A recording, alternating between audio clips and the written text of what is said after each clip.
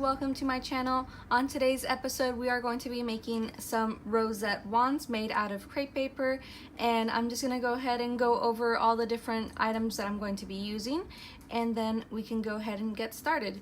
So the straws that I'm using are from Target. They come in like 50 in a pack, I believe, and they're relatively cheap. I think I paid like maybe $2 or $3 tops for this set, and it's in the regular Halloween section where all their like disposable items are, and I thought the colors were really neat. So this is going to be traditional Halloween, and then I'm also going to be using some trim that a friend had sent me. So this is some ribbon, and I believe this is from Michael's from last year. They might have it again this year. So I'm going to be using 3 different colors, and the size of the ribbon is approximately 10 inches long, in case you are wondering.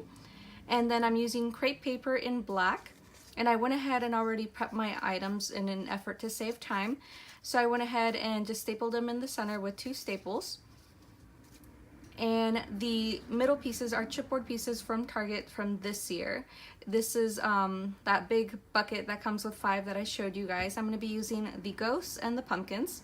And I went ahead and stamped out some little phrases, and these phrases are from the Tim Holtz stamp set, which is this one from Sizzix. And I went ahead and used the October 31st for the pumpkins and the Boo for the ghosts. And besides that, I'm also going to be using these little fabric spiders, and I cut that out from a ribbon from Walmart. They have it again this year. I got this last year, but I saw that it's there again this year, and it's only $1, and I really love just cutting out the spiders and using this. It's really cool. And then I'm also using some spider web to go ahead and just give it a little bit more life into it, as you can see from here to here. I mean, they're really cute, simple like this, but I think it just adds a little bit je ne sais quoi to the whole ensemble with the little spider web.